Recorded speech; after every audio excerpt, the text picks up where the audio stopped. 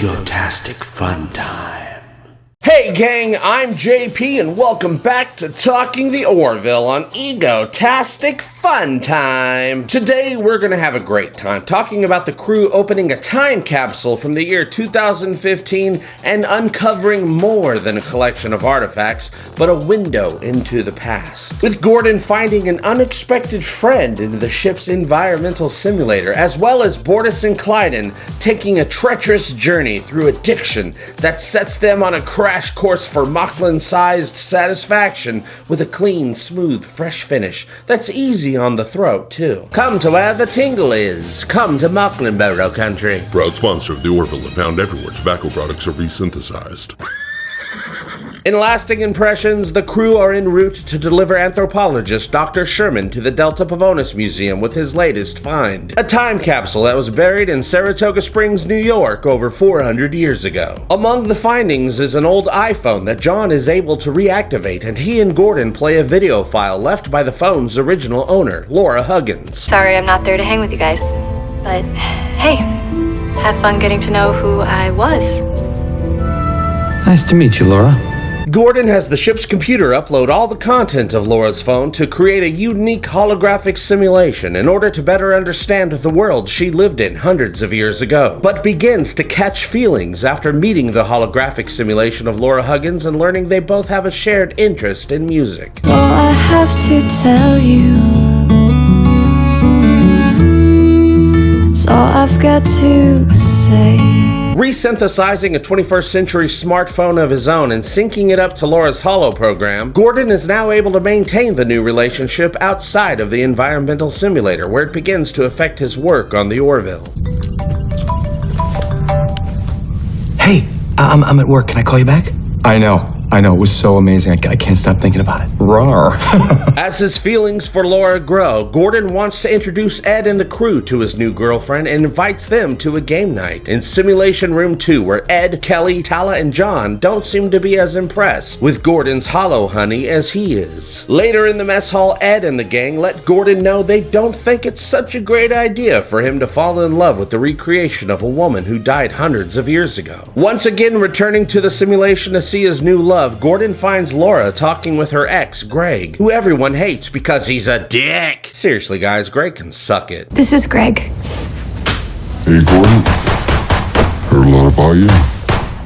Laura tells Gordon that she and Greg have decided to get back together and that she's sorry and hopes they can still be friends because she's a garbage person who doesn't know how relationships work. After being heartbroken and crying on John's shoulder, Gordon deletes stupid Greg from the program and finds Laura working her shift at Macy's, where she's back in love with Gordon and wants them to plan a trip together. Gordon agrees, but only if she'll sing with him the next time she performs at the pub. I love to sing, but not in front of an audience. Oh my god, I'd have a heart attack. It turns out that deleting Greg from Laura's life changes who she is, and it makes it so that she isn't the same person Gordon fell in love with. Because dumbass Greg was the one that encouraged Laura to follow her dream of being a singer, and there's only one way to fix her. Missing algorithms require reintegration.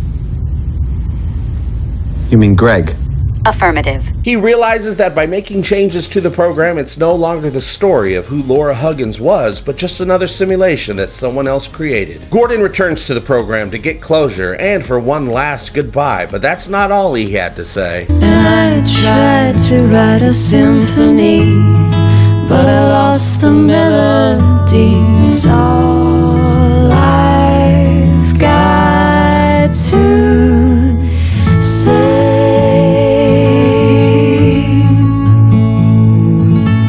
Meanwhile, Bortus and Klyden finally find a way to rekindle the flames of their marriage. The tingles.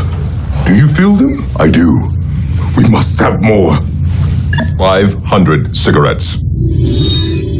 I'm not going to say that Lasting Impressions is definitely my least favorite episode of The Orville so far, but I will say that Lasting Impressions is definitely my most favorite episode. That is until the next episode of The Orville comes out and takes its place as my most favorite episode ever. What? There won't be a new episode of The Orville next week? Or the week after that? What the fuck? Oh, sorry about that, you guys. I mean, wireless telecommunications facility!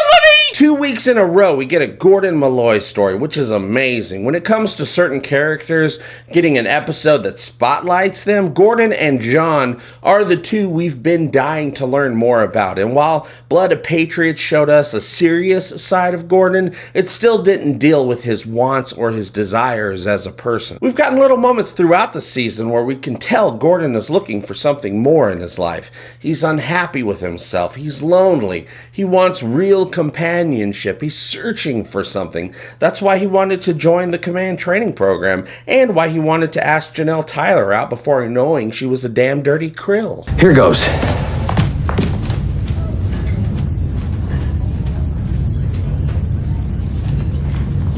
Can't do it. Thanks for the help. When Ed and the crew are saying, hey dude, calm down a little bit, this chick isn't real, she's just a program, Gordon brings up a really good point when he says, how is this any different than Claire falling in love with a robot? And that just because Isaac seems self-aware, it could just be really advanced technology that makes him seem self-aware. What matters to him is how Laura makes him feel and how he feels about her. Ed says that the universe isn't governed by individual perception. It matters what's true, which I agree. But when it comes to an individual, when it comes to that one life that you and I are personally living, what our minds understand and perceive, whether true or not, is our experience. It's our reality. I love this stuff. It's philosophy. It's big ideas playing out on the screen. It's an exercise in thought and what can or cannot be. It's one to grow on. It's the Orville. I also see Gordon falling in love with a character in a holographic program as a parallel to something that's very common in today's society. Internet relationships. Ever since the first person, fun fact, most people are perverts. Don't believe me? Check your internet search history. Ever since people have started communicating anonymously on the internet, people have been dicks, but also people have been falling in love with other people that they've never met in real life. People they've never seen face to face, but only chatted with on a device somewhere. I'm not judging. I'm just saying that's happening all the time. People are flirting, sexting, getting the same rush of feelings that you would get from a real life romance, triggering the parts of your brain wiener that tells it it's in love. I could argue that there is no such thing as love. It's all chemicals and hormones mixing together in our brains that create a certain effect. I don't argue that, but I could. It's certainly part of what's going on for sure. Love is the fish hook that hooks the fish, but addictive chemicals in the brain also work. That's why I always go fishing with a big bag of black tar heroin. Gordon not only fell in love with a fake person that doesn't exist, but that fake person is also right in front of him. He can actually see fake Laura and talk to fake Laura. Love is unpredictable, just like this program is unpredictable. He didn't design this. He doesn't know what to expect. Like he said, it's almost like Laura designed this program about herself. Then you add the element of Gordon connecting his replicated phone to Laura's program in the computer's memory. He now has a link to her outside of the simulation room, thus making her that much more real to him. She's just a phone call away. Look what she sent me this morning. Check it out. She says, found this picture of you. Yeah, looks just like you. Ha! Shut up, man. You might have noticed when John finally manages to get Laura's phone to power on that the phone was connected to Wi-Fi. Does the Orville have Wi-Fi? I mean, I'm sure it has something that the phone only has the capability of interpreting as being Wi-Fi. I do worry, though, that the ship has no password protection. But also, I'm not familiar with 25th century technology, so who knows what John was feeding into that phone, along with getting the power back on. They do have pretty spotty service, though. Only 2 bars? They must be using Verizon. Some of you are wondering how Gordon can communicate with Laura when the program isn't running, but Gordon connected his phone to the program, so as long as his phone is on, Laura's program is always running at some level in the computer's memory. The idea of Gordon being able to interact with Laura with his phone reminded me a little bit of an episode of The Next Generation, Ship in a Bottle, when holographic character Moriarty seizes control of the Enterprise in his quest to be free to live in reality, outside the confines of a holographic environment. Professor, I am concerned to learn that you experienced the passage of time while you were stored in the computer memory. I can assure you, we had no idea that would be the case. Of course, the idea of falling in love with a holographic character is something Barclay, Geordi, and Riker were all confronted with, but Captain Janeway in the Voyager episode Fairhaven takes the cellular peptide cake when it comes to this. In the episode, Tom creates an old Irish town in the holodeck for the crew to hang out in, and Janeway falls in love with the program's bartender. When she talks to the Doctor about it, he makes a very similar argument to Gordon's. I become romantically involved with a hologram, if that's possible. A hologram may be the only logical alternative. He's not real. He's as real as I am. Photons and force fields, flesh and blood, it's all the same as long as your feelings are real. Dude, she's not real. Yes, she is. In all the ways that matter, she's real. Speaking of Voyager, how Vulcan awesome was it to see Tim Russ on the show as Dr. Sherman? As soon as the episode begins, I could hear his voice and I instantly got excited. Tuvok! I hear Tuvok! I assumed Tim was going to be in the upcoming episode Sanctuary, directed by Jonathan Frakes, because there seemed to be some overlap with the production of that episode and Lasting Impressions. I'm loving the fun that the Orville is having with the environmental simulator. Just like with Star Trek, it's a great storytelling tool. It adds a variety to the Orville that's hard to come by with a typical sci-fi show. It makes it so that you never know what to expect from each episode. One week, you're at a futuristic dance club showing a girl your zippers, and the next week, you're getting an exam with Chestin Hammershaft at a Moclan sex lagoon. Lasting Impressions almost felt like I was watching an episode of Dawson's Creek, but this time, Dawson actually gets laid, and Pacey gets deleted from existence. I don't wanna wait for our lives to be over. I'm also starting to think that the simulator on the Orville uses holographic technology mixed with replicator technology. Like everything is fake when you're in there, but when you eat something, it's actually real. And I'm guessing you can have the computer resynthesize items during a simulation and make them real. Like when Gordon returned to his quarters, still holding the napkin that Laura wrote her number on. That makes sense to me. The simulator is repurposing matter. Otherwise, all simulation rooms would have an after-sex pee corner.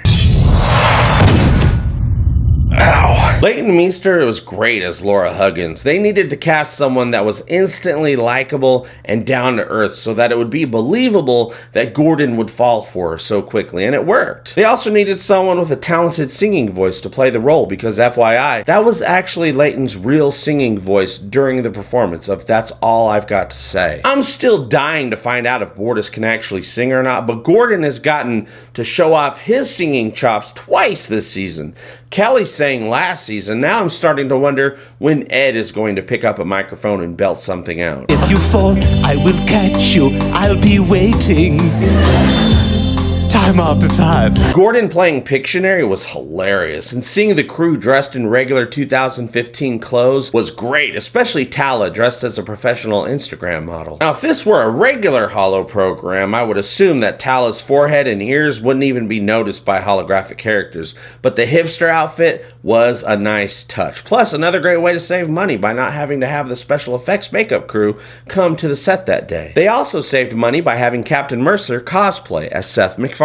Gordon getting dumped at the end was heartbreaking. I mean, he was really hurt, you guys. Imagine how bad it's gotta feel to be dumped by a chick that doesn't exist. Almost as bad as getting dumped by your own stalker. You got dumped by your own stalker. It's nuts, huh?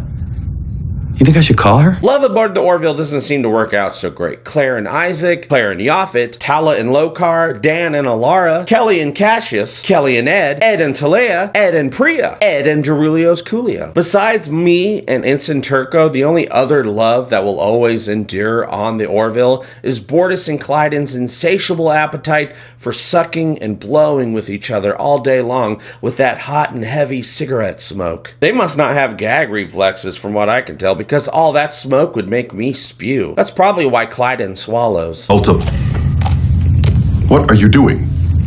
I was curious to taste it. I didn't think they could have topped Bortus's hollow porn addiction, because that was hilarious, or him getting a mustache, but the Moclans getting addicted to cigarettes is something I never could have come up with. That's brilliant comedy writing right there, you guys. Bortus smoking on the bridge, Don Draper style, Klyden getting caught having a drag in the airlock, their battle with trying to quit, lighting up the tip with a hand cannon. It all has to be some of the best moments of network television ever, all contained within a single episode episode of The Orville. Hashtag renew the damn Orville already. Lasting Impressions was written by Seth MacFarlane and directed by Kelly Cronin, who also directed New Dimensions last season. The music was composed by John Debney. Leighton Meester's full performance not shown in the episode was released a day before airing, and you can find it by clicking on the link in the description. Tim Russ played Dr. Sherman. The Orville's computer was voiced by Rachel McFarlane, and Dari Ingolfson played punk-ass bitch Greg. The B. Fayette logo behind Laura on the wall at Macy's is a nod to the show's digital effects supervisor, Brandon Fayette, who you can also see hanging out at Laura's party. Besides an assortment of other messages that can be read by pausing the episode, there's a man named Grayson who wants Laura to send him nudes. The Orville is taking the time capsule to the Delta Pavonis Museum. In actuality, Delta Pavonis is a star in the Pavo constellation less than 20 light years from Earth, so getting there with a Union ship would only take less than a day. Besides Laura's iPhone and a soft pack of rich, smooth, great-tasting cigarettes, the Saratoga Springs time capsule contained a New York Yankees cap, a 5-hour Energy, a copy of USA Today, Adele's 25 album, 50 Shades of Grey, Minecraft, Snickers, Coca-Cola, Spam, a 20th Century Fox t-shirt for X-Men Days of Future Past, double stuffed Oreos, money, a light bulb, sandals, a blue model hatchback, a birthday card, Us magazine, a pizza menu for the Hungry Diner, and a Fitbit. The song All I've Got to Say was written by Jimmy Webb and performed by the band America with the London Symphony Orchestra for the soundtrack to The Last Unicorn. Seth MacFarlane wrote this episode because he wanted Gordon, the joyful bachelor from season 1, to develop a deeper desire for companionship this season, and that desire really comes through in this heartfelt episode that speaks to a need that most of us have as humans. The Orville is asking profound questions for the audience to think about, and it's having fun along the way. Great sci-fi asks questions, not just about social issues or problems, but ideas.